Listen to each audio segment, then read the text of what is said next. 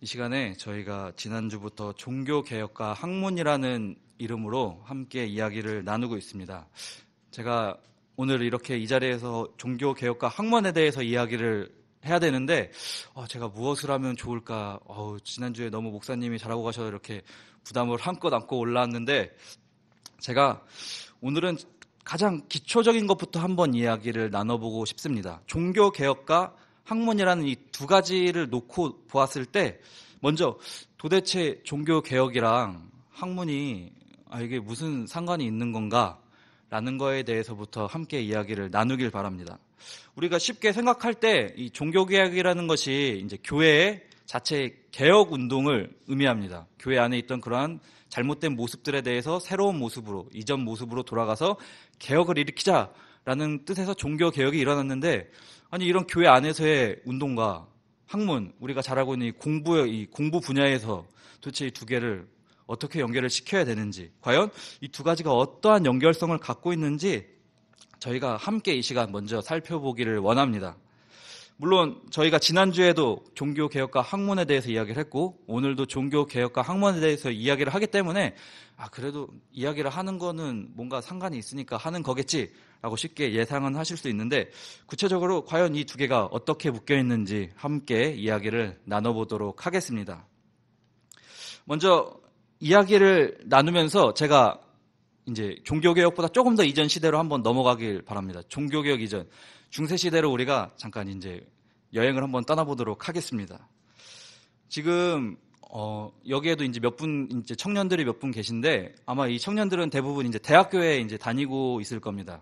저희가 이제 쉽게 주변을 둘러봐도 우리나라에 대학이 엄청나게 많은데 제가 한번 찾아봤습니다. 우리나라에서 가장 오래된 대학은 얼마나 됐을까라고 이제 한번 찾아봤는데 지금으로부터 약 130년 정도 전에 우리나라에 대학교가 세워지기 시작했다고 합니다. 이제 가장 오래된 대학이 뭐냐라고 얘기를 하면은 이제 약간 대학들 간에 이렇게 싸움이 붙는다고 하는데, 보통 이제 말하기를 저희가 잘 알고 있는 연세대 이 대학교가 1885년에 세워졌고 이제 그 연도에 배재대라는 대학도 세워지고 그 후로부터는 이제 저희가 잘 알고 있는 성균관대, 이화대 이런 여러 가지 대학들이 우리나라에 세워졌다고 합니다. 그래서 우리나라의 대학교 이제 역사를 살펴보면 약 130년 정도 됐는데, 자, 그렇다면은 세계에서 가장 오래된 대학은 언제 세워졌을까요?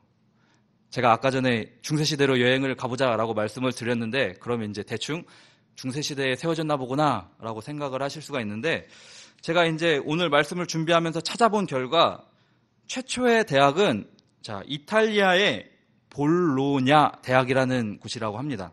이게 언제 세워졌냐 하면은 1088년에 세워졌다고 합니다. 1088년에 이제 최초의 대학이라 불리는 이 볼로냐 대학이 세워지고 1109년에는 파리 대학, 그리고 1167년에는 우리가 잘 알고 있는 영국의 옥스퍼드 대학이 세워졌다고 합니다. 그래서 이제 유럽의 대학교들의 역사를 살펴보면 우리가 중세시대에서부터 그 역사를 살펴볼 수가 있습니다.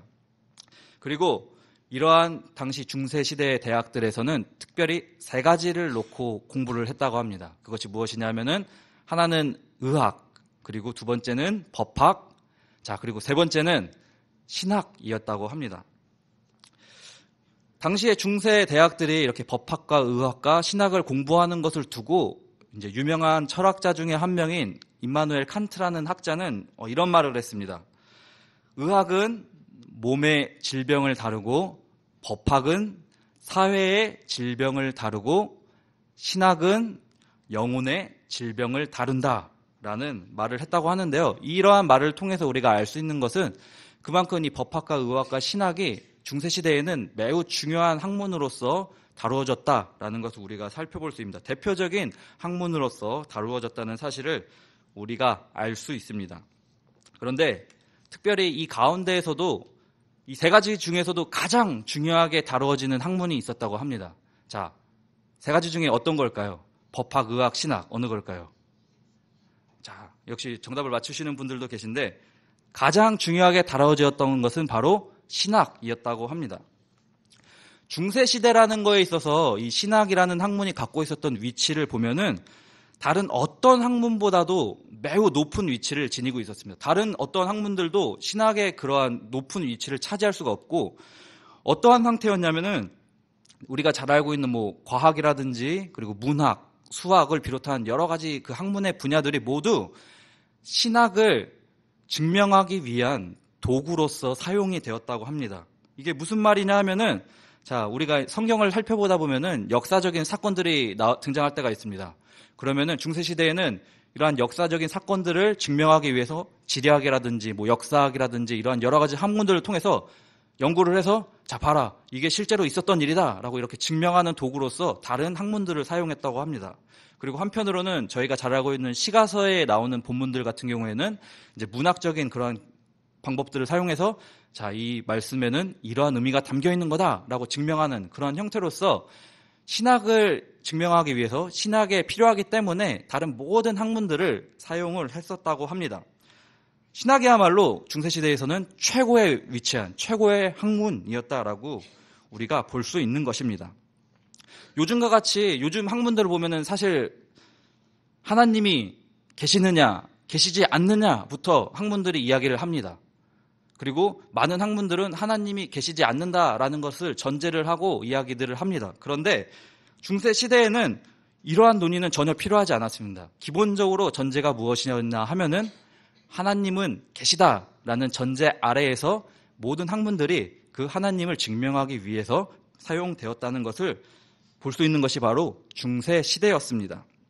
그렇기 때문에 하나님이 계시다라는 전제가 있었기 때문에 교회는 무조건 옳다라는 그러한 인식이 사람들의 마음속에, 대중들의 마음속에 만연했던 시대였습니다. 그런데 이러한 중세시대로부터 우리가 잘 알고 있는 종교개혁이 일어났는데요. 이런 중세시대에서 종교개혁이 일어났다는 것은 그 사이에 어떠한 변화가 분명하게 존재했다는 것을 보여주는 것입니다. 이러한 변화는 학문의 영역에서도 나타났는데요. 중세시대 매우 후끝, 중세시대 말기에 학문의 영역에서 엄청나게 큰 영향력을 미친 사상이 하나 등장을 합니다. 그것이 무엇이었냐 하면은 바로 르네상스와 인문주의였습니다. 르네상스라는 이 이야기를 많이 들어보셨을 텐데요. 이 르네상스와 함께 인문주의라는 새로운 사상이 등장하게 되었습니다. 이 인문주의가 어떤 것이냐, 제가 이제 뭐 이거에 대해서 설명을 막 해드리면은 사실 이 시간이 다 끝날 때까지 인문주의에 대해서만 이야기를 해야 되니까 제가 사전적인 의미만 먼저 말씀을 드리겠습니다. 사전적인 의미를 제가 찾아봤을 때 인문주의가 무엇이냐면은 인간의 존재를 중요시하고 인간의 능력과 성품 그리고 인간의 현재적 소망과 행복을 무엇보다도 귀중하게 생각하는 정신이라고 이렇게 사전적인 의미로 나와 있습니다. 근데 이것도 조금 이해를 하기가 어려울 수가 있는데 제가 간단하게 말씀드리면은 그냥 인문주의라는 것은 바로 인간 중심적이다라고 생각을 하시면 쉬울 것 같습니다. 이 인간 중심적인 인문주의가 이제 중세시대 말기에 유럽에 등장을 하게 되었습니다. 그리고 이 인문주의가 많은 사람들로부터 엄청나게 많은 호응을 얻어냈습니다. 엄청나게 많은 호응을 얻어냈는데 특별히 정말 열렬하게 이 인문주의를 환영하고 호응했던 그러한 사람들이 있었습니다. 그것이 어디냐 하면은 바로 대학에 있는 사람들이었습니다. 이 대학에 있는 사람들이 이 르네상스와 인문주의의 커다란 영향을 받으면서부터 학문에는 새로운 변화가 매우 크게 일어나기 시작했고 그 영향력을 제가 이야기를 이제 간단하게 한마디로 이야기하자면은 이 르네상스와 인문주의가 학문의 영역에서 일으킨 그 변화는 바로 고대 시대로 돌아가자라는 그러한 영향이었습니다. 이게 무슨 뜻이냐 하면은 중세 시대에는 사실 고대 시대, 고대 근동 지방에서 일어났던 그 학문적인 활동들을 하나도 볼 수가 없었습니다.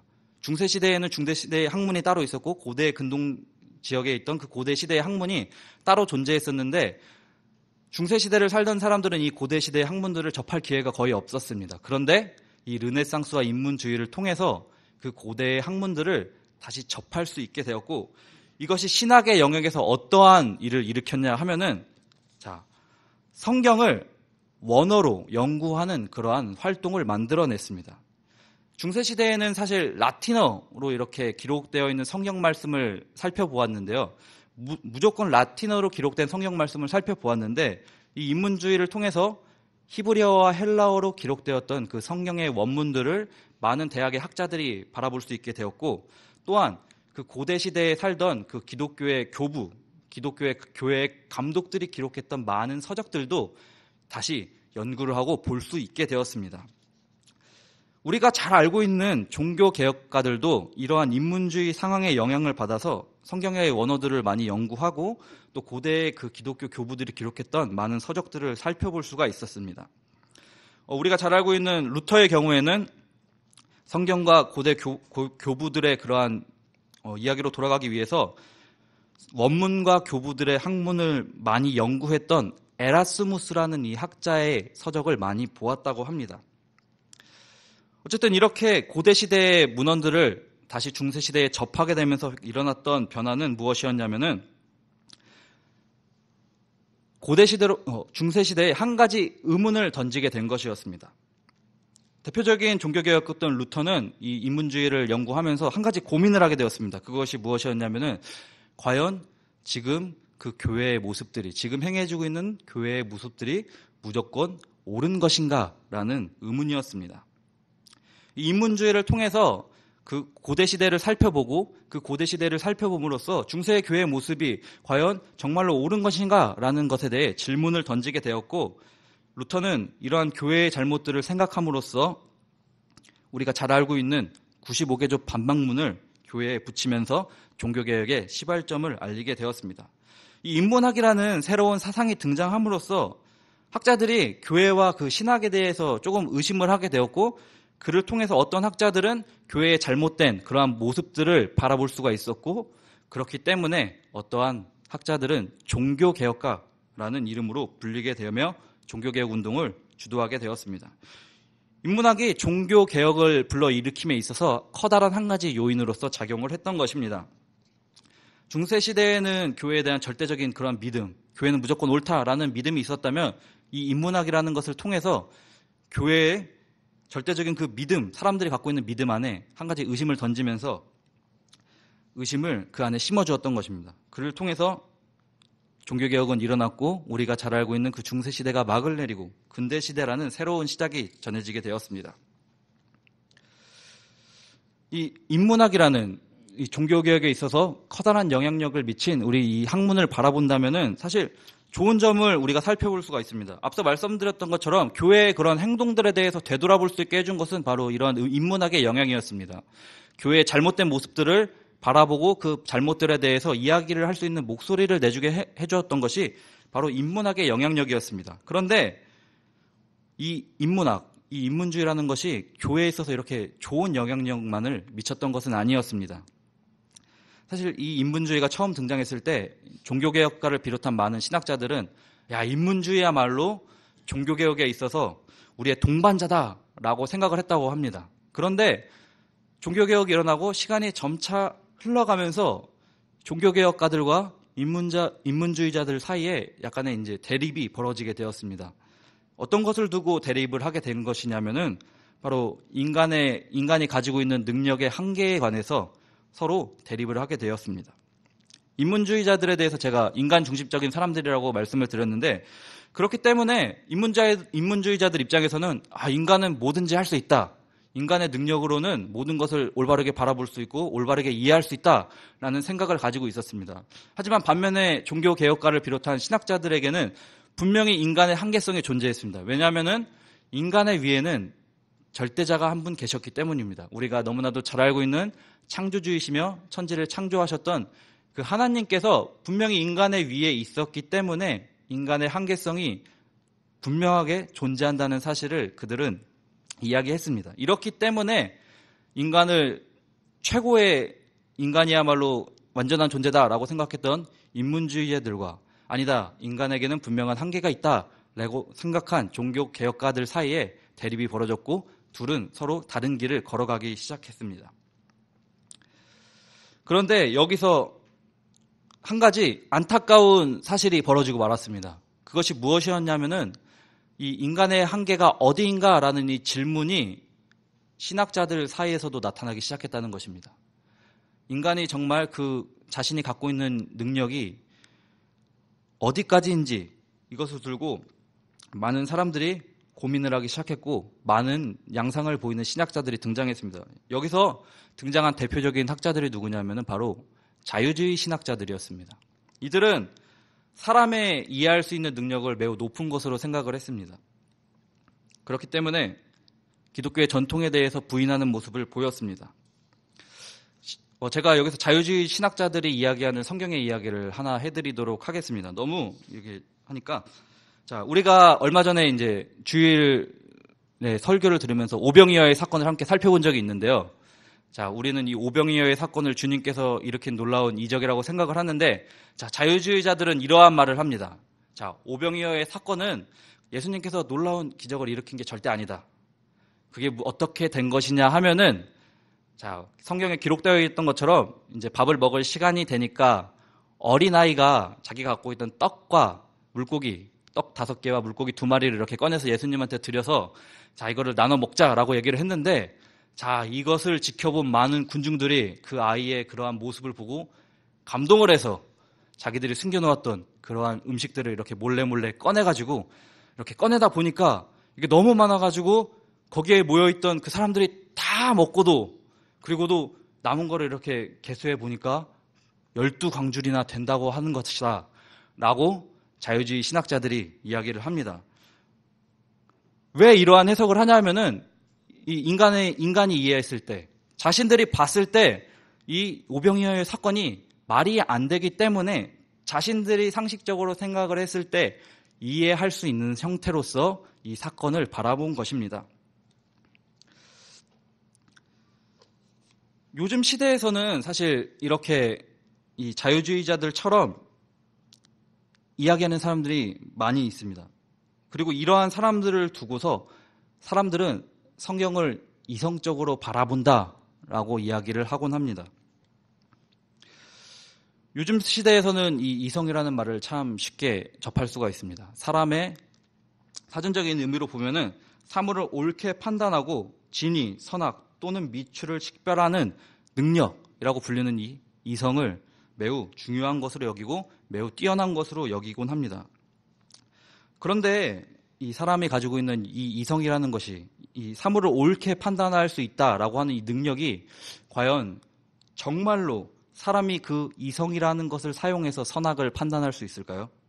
사물을 옳게 판단하고 또 어떤 것이 진짜고 어떤 것이 가짜인지를 정확하게 그리고 분명하게 파악할 수 있는 능력이 사람에게 존재하는 것일까요?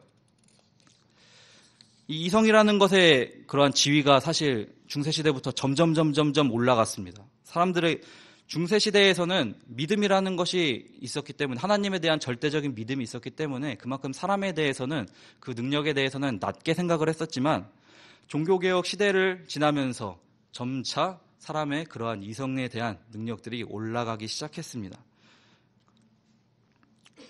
오늘 우리가 함께 살펴보았던 이 욥기의 말씀은, 그리고 이 욥기의 말씀 안에서 욥에 대해서 설명하고 있는 1장은 욥을 그 사람은 온전하고 정직하여 하나님을 경외하며 악에서 떠난 자라고 욥기의 말씀은 욥을 이야기하고 있습니다.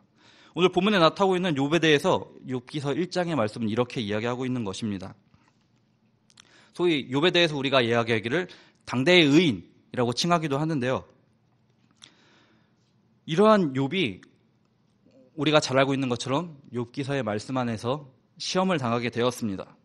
기록된 말씀을 보시면은 욥은 사탄이 하나님으로부터 그 허락을 받아서 시험을 받게 되었다라고 기록이 되어 있습니다. 그리고 우리가 잘 알고 있는 것처럼 그는 사탄을 통해서 많은 시험을 당하게 되었습니다. 욥과 그의 세 친구들은 욥이 당하게 된 그 시험을 두고서 그 원인을 열심히 찾기 시작합니다. 그리고 그 원인을 어디서 구하느냐 하면은 욥의 불의에서 구하곤 했습니다. 31장의 말씀을 보시면은 욥은 자신의 결백에 대해서 이야기를 합니다. 자신은 결백한 사람이라는 것을, 자신은 하나님의 재앙을 너무나도 두려워하는 사람이기 때문에 결코 하나님 앞에서 죄를 짓지 않는다라고 이야기를 하고 있습니다. 자신의 결백에 대해서 끊임없이 이야기하고 있습니다. 그리고 그러한 욥의 생각의 저편에는 자신이 겪고 있는 그 시험의 원인이 바로 자신의 불의에 대한 것이라는 인식이 있었습니다. 그리고 그렇게 자신의 불의를 통해서 죄를 받고 있다 생각하는 욥에게 하나님께서는 오늘 본문의 말씀을 주고 계십니다. 오늘 말씀을 보시면은 2절의 말씀에서 하나님께서는 욥을 향하여 이야기하셨습니다. 욥에게 무지하다라고 이야기를 하고 계십니다.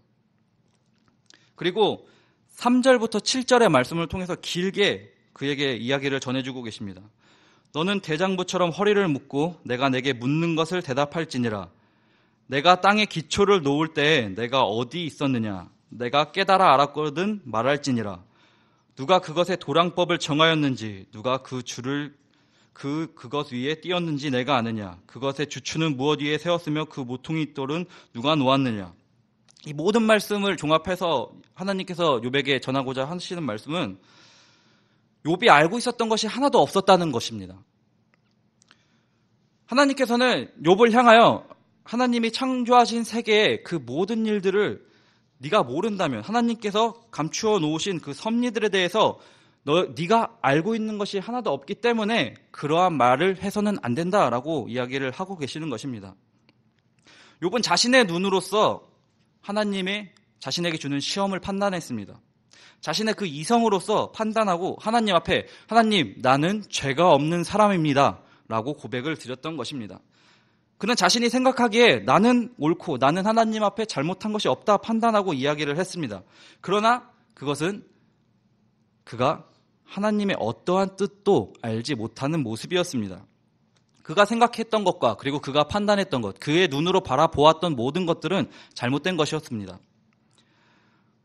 사람의 그 이성, 욥이 오늘 보여줬던 것 같이 사람의 이성이 올바른 위치를 차지하지 못한다면 우리가 어떠한 문제가 생기는지 우리는 오늘 본문의 말씀을 통해서 확인을 할 수가 있는 것입니다. 사람의 눈으로서 하나님을 바라보고 모든 것을 판단하는 일이 얼마나 어리석은 일인지를 우리는 오늘 본문의 말씀을 통해 알 수가 있는 것입니다. 사랑하는 성도 여러분, 우리는 언제나 올바른 눈을 가져야만 합니다. 그리고 그 올바른 눈을 가지고서 하나님을 바라보아야만 합니다. 우리가 절대로 하나님에 대해서 우리가 모든 것을 알 수 있다라고 판단해서는 안 됩니다. 그렇게 생각해서는 안 됩니다. 하나님이 욥에게 하신 말씀과 같이 우리는 하나님께서 행하신 그 모든 일들을 알 수가 없습니다. 우리가 알 수 있는 것은 오직 하나님께서 우리에게 알려주신 말씀만을 알 수가 있습니다. 우리가 만일 우리의 그 이성으로서, 우리의 시선으로서 하나님에 대해서 모든 것을 알 수 있다라고 생각을 한다면은 그것은 오병이어의 사건을 두고 아이에게 감동한 많은 사람들이 자신의 먹을 것을 꺼내서 풍성하게 먹을 수 있다라고 주장하는 그러한 사람들이 될 뿐입니다. 하지만 그렇다고 해서 우리가 우리의 눈을 너무나도 어두운 것으로 보아서도 안 됩니다. 우리가 만약에 우리의 눈으로 하나님을 결코 바라볼 수 없습니다 라고 이야기를 하고 생각을 한다면 우리는 교회가 잘못된 모습을 보였을 때 잘못조차 알지 못했던, 교회의 그 잘못을 알지 못했던 중세시대의 사람들과 다를 것이 없게 됩니다. 때문에 우리는 분명하게 올바른 시선으로서 하나님을 바라보아야만 합니다. 우리는 하나님께서 우리에게 주신 것들은 알 수 있다라는 사실을 분명하게 기억을 해야만 합니다.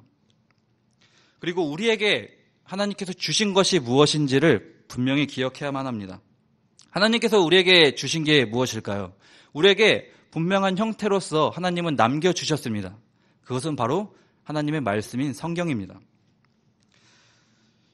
우리는 이 성경을 항상 올바르게 바라보아야만 합니다. 이 성경이야말로 하나님께서 우리에게 주셨으며 정확무오한 하나님의 말씀이라는 사실을 기억하시고 또 우리에게 주신 특별한 하나님의 계시라는 사실을 분명히 기억해야 합니다.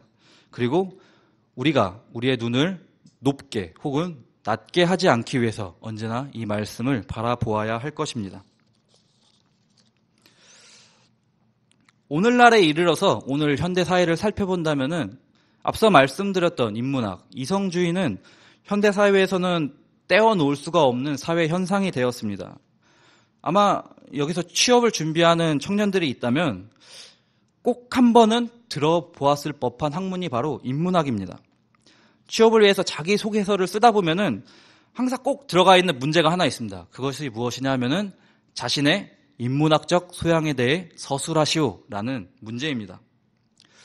저 역시도 이제 신대원 입시를 하는 과정에서 이제 2차 면접을 보기 전에 학교에서 서술형 문제를 푼 적이 있는데, 논술 문제를 푼 적이 있는데, 그때 나왔던 문제 중에 하나가 무엇이었냐면은 자신의 인문학적 소양에 대해 서술하라라는 문제가 신대원 면접에서도 나왔었습니다. 이처럼 인문학이라는 것이, 그리고 사람의 이성에 대한 이야기가 요즘 사회에서는 결코 떼어놓을 수가 없는 매우 중요한 문제가 되었습니다. 오늘날에서 우리가 피해갈 수 없는 것이 바로 이 이성에 대한 이야기입니다. 그렇기 때문에 중요한 것은 이성에 대해서 결코 피할 수 없는 이 사회 가운데 우리가 얼마나 우리의 이성에 대해서, 우리가 얼마나 올바른 인식을 가지고 그것을 사용하느냐입니다. 하나님께서는 분명히 우리를 창조하시면서, 우리를 피조물로서 지어주시면서 우리에게 분명한 사람의 능력으로서 이성을 전해주셨습니다. 그리고 이제는 우리에게 그 이성을 얼마나 올바르게 사용할 수 있느냐라고 되묻고 계십니다. 주님께서는 우리가 가지고 있는 그 이성을 이 성경의 말씀을 통해서 올바르게 인식하고 사용하고 계시기를 바라고 계십니다. 이 성경의 말씀을 나의 그 이성의 기준으로서 언제나 사용하고 주님이 보시기에 그 올바른 시선을 지님으로써 또한 그를 통해서 주님 앞에 언제나 합당한 모습으로 살아가기를 원하고 계십니다. 이제는 우리가 이 말씀을 의지함으로써 우리의 눈을 올바르게 뜨고 주님만을 바라보고 주님과 항상 함께 살아가시는, 우리의 이성을 주님 앞에 올바른 시선으로서 사용하는 그러한 여러분들이 되시기를 주님의 이름으로 축원합니다.